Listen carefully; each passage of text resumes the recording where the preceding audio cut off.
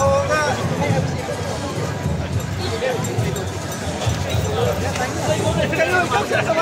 Hindi, ako.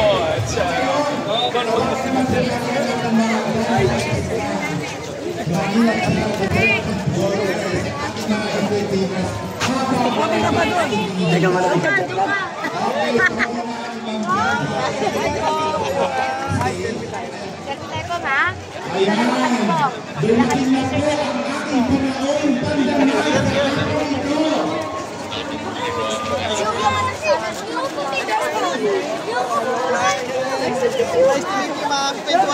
Later.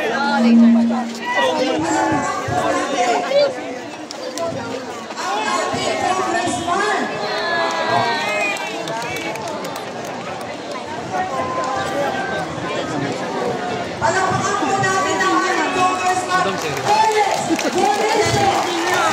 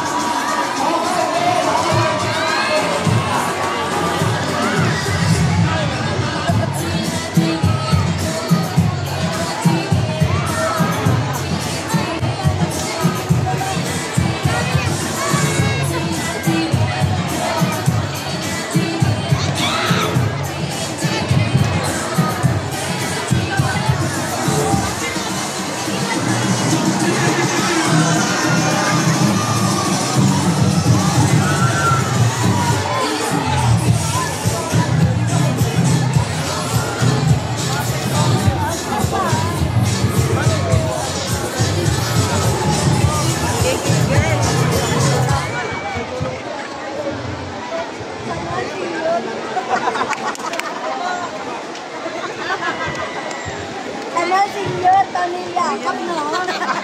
Hindi na pa kayo makinig. Explain yung dalaga.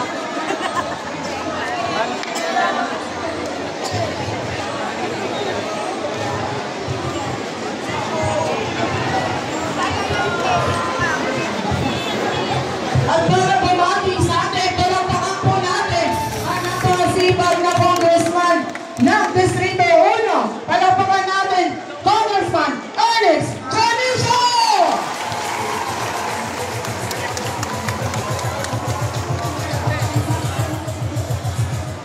Hi!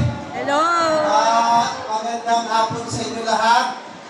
Bagamat hindi maganda yung pagkikita natin ngayong hapon, gawa ng nasunog na naman yung lugar natin. Pangilang sunog na ba to? Nakakalungkot, pero basta batang tundo, makakabangon tayong lahat. Tama po ba?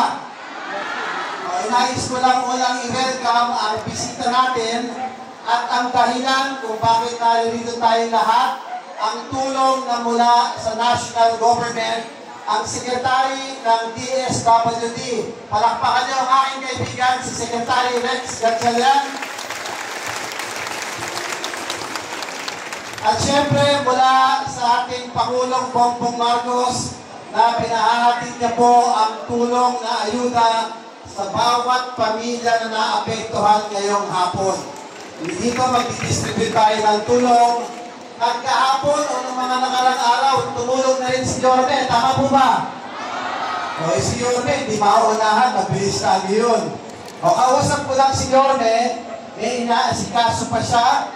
At bukod sa tulong ni Yorme na nakarang araw, at sa tulong ni Pangulong Bongbong Marcos at ni Sec. Rex Gatchalian, ngayong araw, makakaasa po kayo hanggat hindi kayo nakakabangon ang lokal na pamahalaan ng Maynila, ang DSWD at ang inyong lingkod kasama si President Bongbong Marcos, hindi namin kayo iiwan hanggang hindi kayo nakakabangon.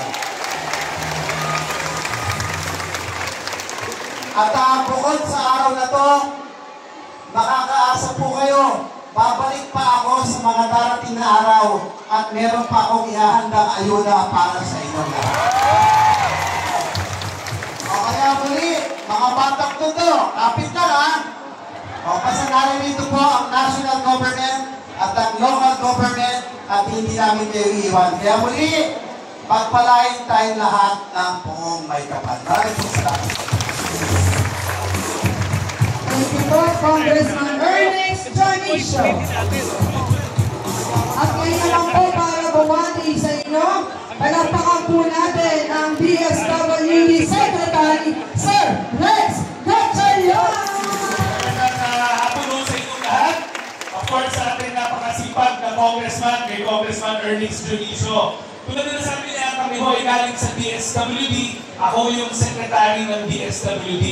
Pinapunta ho ako mismo dito ng ating Pangulo, Ferdinand R. Marcos Jr. para magdala ng karagdagang tulong para sa inyong lahat. Nung nabalitaan niya, nakwento kasi ni Ernest sa ating Pangulo yung inyong pangangailangan, agad-agad nautusan kami ng ating Pangulo na magdala ng food box, dito na nung sa araw, at may dagdag na 15,000 ngayong araw. Alam namin ay hindi sapat kasi wala yung mga bahay natin. Pero pag napagtulong-tulungan naman ng lokal na pamalaan, ni Mayor Isko, ni Pangulong Ferdinand R. Marcos Jr. at ni inyong congressman, palagay ko unti-unti naman makakabangon tayo. At tulad ng sinabi ng inyong congressman, makikipag-ugnayan kami kay Kong Ernest para habang nandito kayo, tuloy-tuloy ho yung pag-alaga at pagsubaybay sa inyong mga pangangailangan. Muli, magandang hapon sa inyong lahat. DSWD Secretary Rex Gatchalian!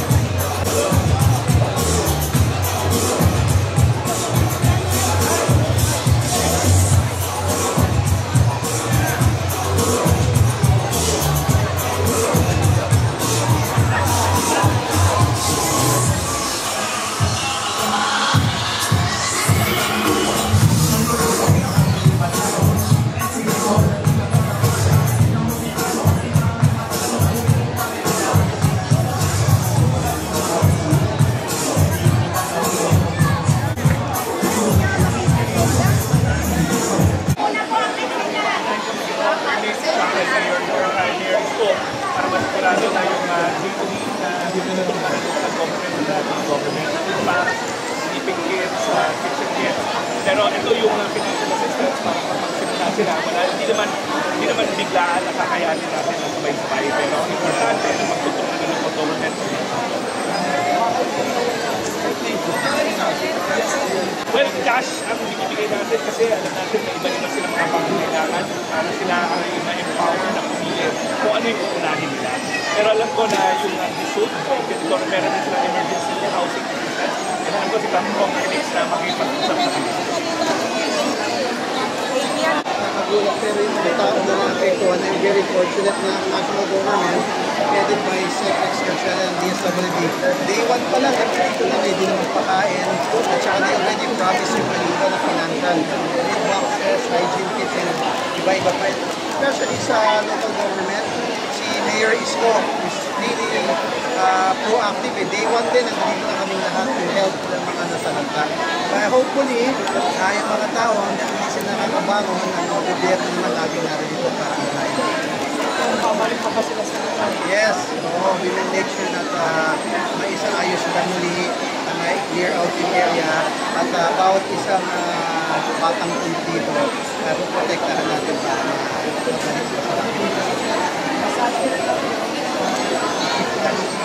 sa lahat ng naapektuhan ng sunog, makakaasa po kayo na ang DSWD, National Government, headed by Secretary Galian, kasama si President Bongbong Marcos and Yorme Isko, and yours truly, ang inyong pong congressman, hindi ko tumitigil hanggang di kayo nakakapamamak. Sir, hindi lang pala yung mga susunod. Kasama na Well, ito yung nasusunod, pero yung relief operations natin sa Baguio naman, tuloy-tuloy pa rin yun, lalo na sa Bulacan, Pampanga, sa Central Luzon and sa Northern Luzon. And we're also watching out over this new typhoon na papasok. Malayo-layo pa naman, pero pinaghahandaan na natin. Thank you. That's what's happening before. Yeah, that's what. Physically, it's not working. There's a door. Napanood niyo po yung... Ganun Pero po. maraming may sentiments. Meron siya yung sa akin. Yung dalawa, una kami yeah. But everyone's there.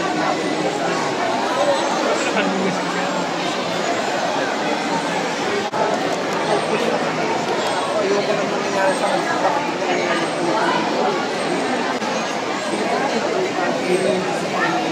Ayaw natin mangyari.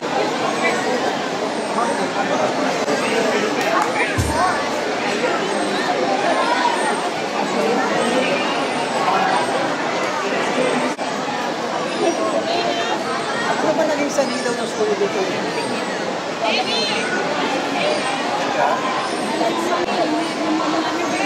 Basta ang importante, huwag kayong magpapabaya. Kami, tutulungan namin kayo, pero kailangan makabalik kayo agad na ano. Hinihingi sila na ng government, di ba? Yung mga basura, mga nasunog. Pagka nakano, kailangan makapwesto kayo ulit. Tsaka pag may umaangkin natin dyan, basta ako haharang para sa inyo. Kasi bawal kayo.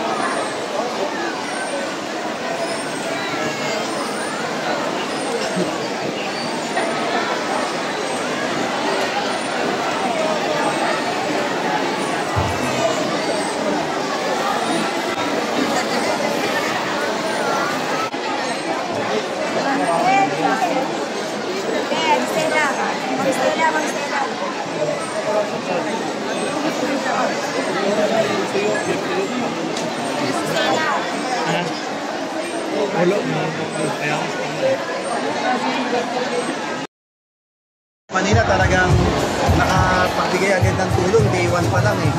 Kami naman yung pagkain and yung mga iba pa, day 1 kailangan suportahan yung mga nasalanta. Wala kasi sila makakain eh. Matutulugan yun ang primary eh. Ngayon naman financial. Local government headed by Yorme Isko, mabilis eh. Hindi mo mauunahan yun. Yes. Nakatulong agad ng financial support. Ito naman, with the coordination with Yorme Isko at natin, kay Pangulong Bongbong Marcos, nagpadala na ngayon ng financial na tulong ulit para makatulong sa mga nasalanta ng sunog. At sa mga darating na araw, alam natin, kulang at kulang palagi yan pag susunog. Gumagawa pa tayo ng paraan with Yorme Isko at babalik pa tayo para may tulong financial pa tayo ulit. So kung tanong ko lang, di ba laging nasusunugan ng ganito to? Laging na may nangyaring ganitong problema. So kung may gagawin po bang national government about this, na pwede ito ilipat, ayusin o ayaw na pabalik? Makakapag-usap tayo kung anong mga potential na development para din sa mga tao. Pero kasi ako, hanggat maaari, ayokong may mawawalang residente ng Tondo dito sa Tondo. Basta batang Tondo, poprotektahan ko sila. Ayoko yung may magsasamantala dahil nagkasunog, nagkaroon ng sakuna, may mananamantala sa kanila. Yun ang trabaho ng government, ng gobyerno namin, na sisiguraduhin namin na sa maayos silang kalagayan at walang magsasamantala sa panahon ng delubyo, sunog o kahit ano pa man. Alright. Congressman Ernix, thank you po. Thank you. Sinapawis sila.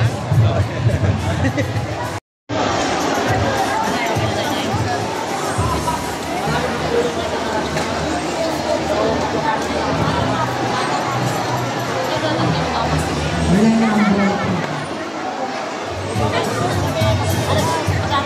Pakiusap. Bumalik po kayo ng upuan.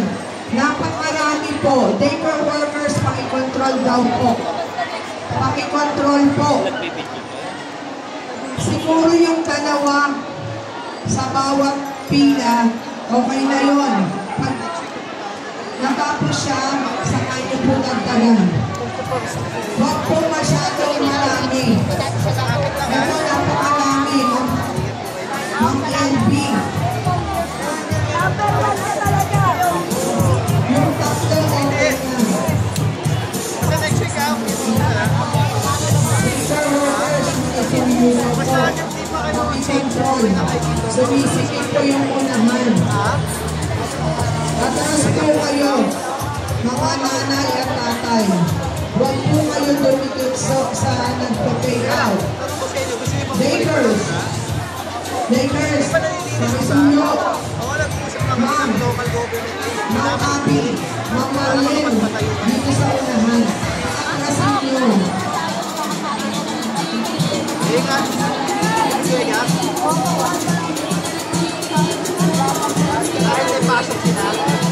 Kung kayong dumikit, usay ka konti.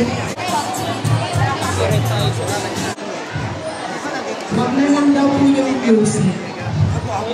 Yung mga concerns lang po.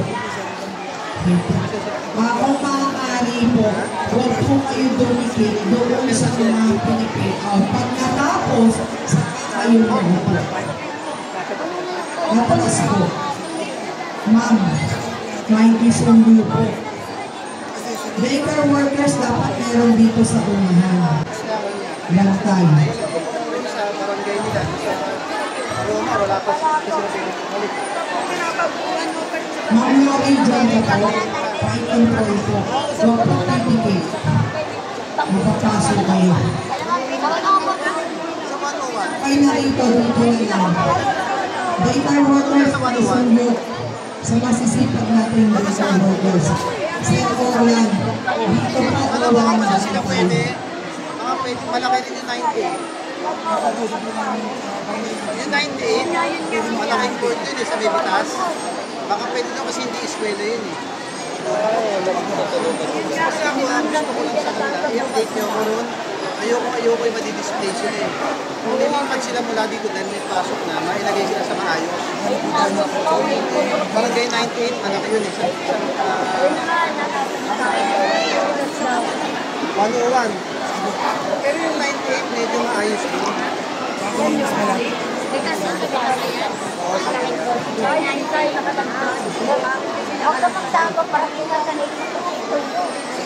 Papayarin mo mga bata.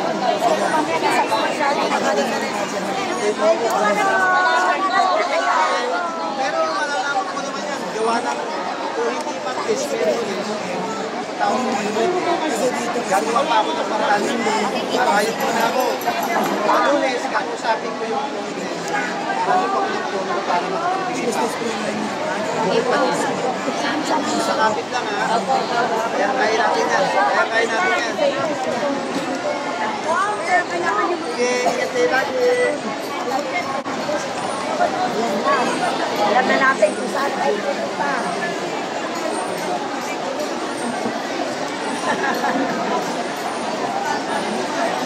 Uy, nako, hindi na kaya.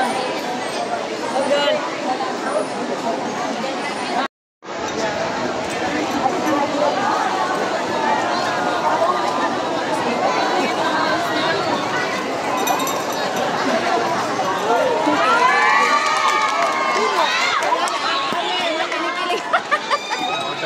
Hold up na naman.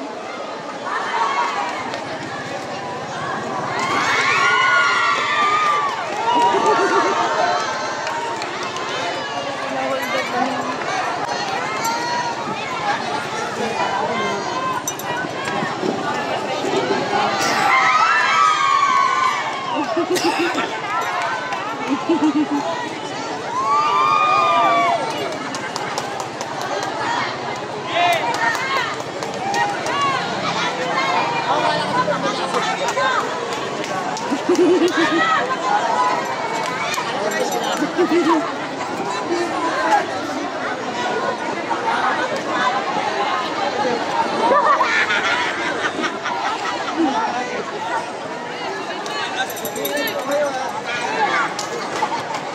natok na, tulog ka lang.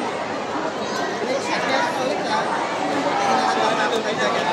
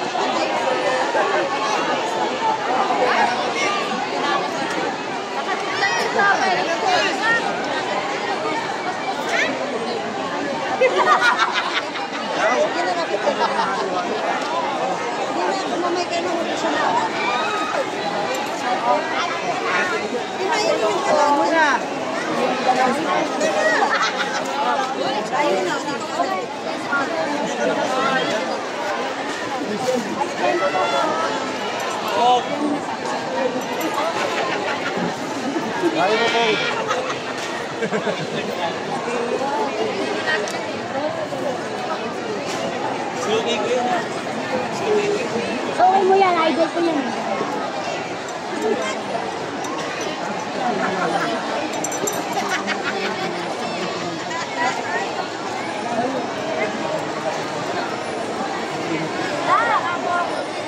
Okay, stand there.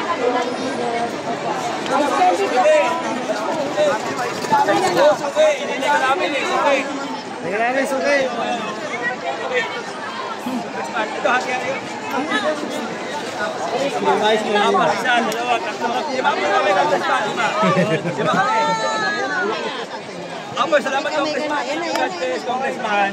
Bigay guys sa lisa.